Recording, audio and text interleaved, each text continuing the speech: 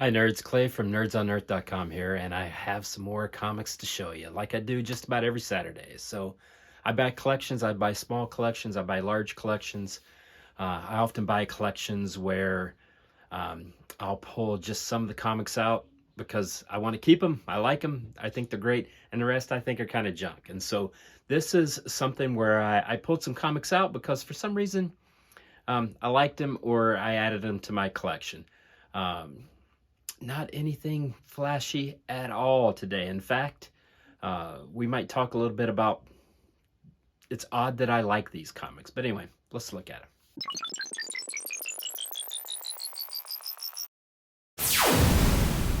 I mentioned there's nothing flashy, and I'm proving that right off the front. This first comic is Marvel Age. So this was mid-80s. I don't know, probably started 83, 84, something like that. At this time, there was Marvel Team Up, Marvel 2-in-1, those sort of things. Those were waning.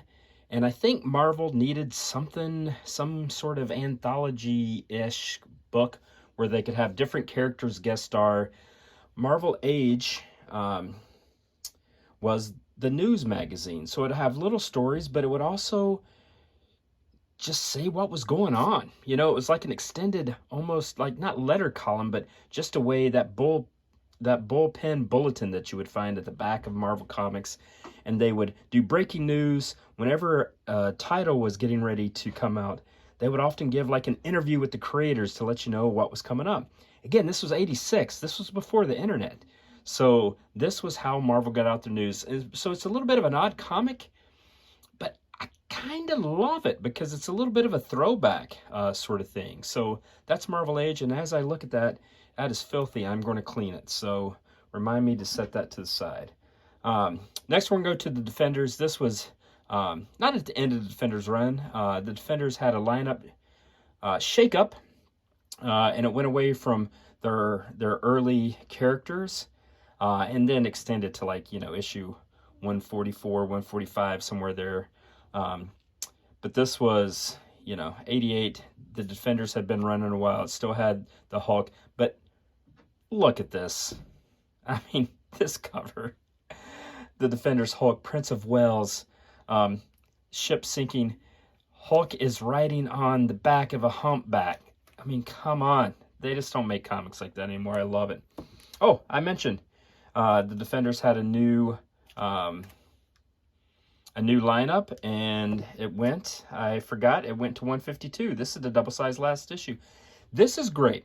So the reason I want to talk about this is obviously number 1 is the first issue of a series to get, but people often just get number 1, and particularly modern collectors, and they'll get 10 variant covers of number 1. But when you get toward the end of a comic, right before it's canceled, readership has probably dwindled, which means retailers are ordering fewer copies, and so there's often fewer copies of these last issues, which makes them a little more collectible because they're scarce. And so don't sleep on a last issue of a series, or like an issue 2 or 3. If an issue 1 introduces a character, their second appearance is in number 2, number 3, but collect what you want. I'm just saying. So New Defenders, again, this is toward the later era. So you had Valkyrie was still original member that was with the group, but Beast, Angel, Iceman. Look, this had Cannonball. This had an appearance from the New Mutants. I had forgotten about that. Now these are some of the classic heroes. Look at this. Here's the Defenders that started with Strange, and now Strange is over here on the other side. What is going on? This is an iconic Defenders cover, the Hulk on a cross. Doomed. I think when the Hulk wakes up, he'll break free. What do you think? This is back in the late 70s when the Marvel TV show was going. I mean, that's a great cover just in and of itself. This is number 77, so the lineup had shifted a bit. And it was really great because it had Moondrag and it had Hellcat. It was some fun stuff. Number 72, again, Marvel's TV sensation. But that's just gonzo. That's nuts. What's going on in that cover? So if you go to nerdsonearth.com, we have this series called conjecture where I'll show my buddy Jaws just a cover and he has to guess the story inside. I kind of want to do it with this because what the heck is going on in there? All right, let's move this over and let's shift to something a little different. Again, talked about the change in comics. There was no 2-in-1. There was no team up. And so Marvel needed a little bit of an anthology sort of thing. Marvel Fanfare, Marvel Age was their kind of news magazine that had some tidbits. Marvel Fanfare would often have different characters and would have a main story and a backup story. The stories, you know, sometimes would be interesting in continuity. Sometimes they would just be kind of backup stories. But I always thought it was a great comic. And as you see in number 6, there was some great covers and some interesting things, but it was never wildly popular. It's not super collectible except for, you know, Marvel 80s nerds like myself that I just love stuff like this. Now, some are interesting. This is number 3, I think, in the first few issues featured the Savage Land and some backup stories from there, but introduced the character Vertigo that went on to appear on the team, the Marauders, in the X-Men during the Mutant Massacre. And so Vertigo, if you remember, was the mutant, and she made people dizzy. But here's back to Marvel Age, which again is their news magazine. This was back when the new universe, Marvel New Universe, which was sneaky fun for a lot of folks just during that era. But it was a huge commercial flop. Kind of toward the end of the Jim Shooter era and kind of hastened his departure from Marvel, but a lot of folks like myself actually kind of like it. Again, Marvel Age preview of G.I. Joe Special Missions. Obviously, G.I. Joe was a huge comic for Marvel, top-selling comic, and so they wanted an additional title. G.I. Joe Special Missions was a little more like gritty, full military action that was a little bit detached from the toys. And so a lot of folks like G.I. Joe Special Missions.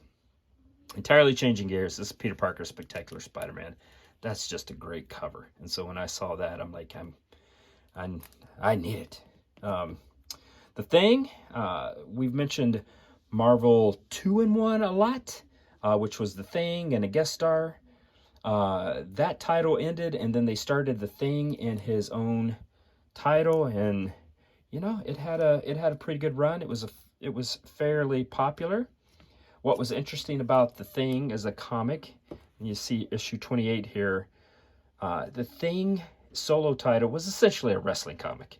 I mean, it was the 80s. It was right when just wrestling was kind of coming into its own, and so The Thing was essentially a wrestling comic, and I think few people would argue that was a bad thing. So it was just kind of good fun. The new Grapplers, the Grapplers was kind of like the gorgeous ladies of wrestling glow, super villainesses that formed Grapplers, and there's the new team. You know, you got to have a lineup shake up sometimes. All right, let's get out of Thing. And let's go to Ka-Zar. I have a full run of these old school Ka-Zar because they're wild, man. He might wrestle a gorilla or ride a shark, or, you know, there's dinosaurs and robots, and Ka-Zar was just fun stuff. This is the second title, Ka-Zar the Savage. And then we're going to shift again to something that was also out there.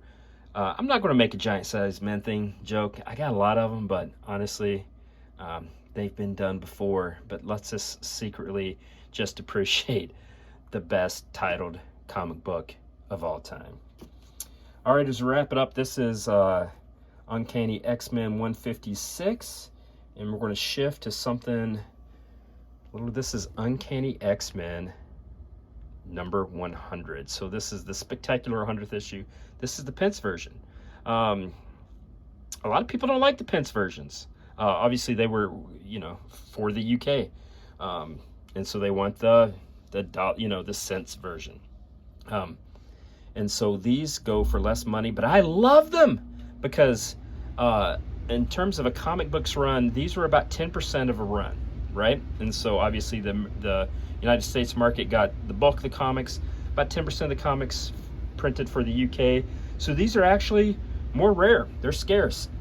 Final comic of this is my favorite comic of all time, G.I. Joe 21, the silent issue.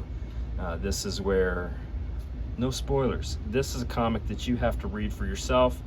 And by read it, there isn't a single word in the comic. I love this. Anytime I see a copy, no matter how beat up it is or whatever, I really want to have it for myself because I love that comic. All right, nerds, a little bit longer today because I just rambled on about some of those comics that, again, kind of all over the place. I don't know how you would sum up that level of comics other than Marvel Bronze Age. I love Marvel Bronze Age, and even some of the things that are the news magazines that in the internet day just are so bizarre to a kid nowadays coming up that might want to collect comics. They're like, wait, you didn't have the internet? What's going on? But I love stuff like that. And then, some of my favorite comics of all time. I was a Claremont kid, so that X-Men is great. And then obviously G.I. Joe number 21, the silent issue, is great.